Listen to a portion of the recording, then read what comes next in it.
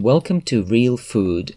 In this video, we're going to learn how to make short crust pastry. Short crust pastry is a very versatile type of pastry which has many uses.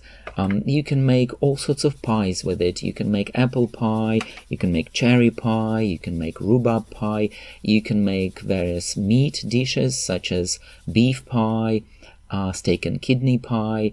Also, quiche can be made with this same type of pastry. So it's a very useful pastry to make and to be able to use in the kitchen. And in this video, we are going to make it from scratch. It won't be a store-bought type of prefabricated pastry. We're going to learn how to actually make your own.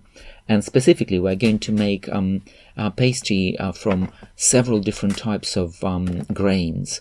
There will be some spelt grains involved, wheat grains, rye grains. So you can mix all these different types of grains to make this pastry.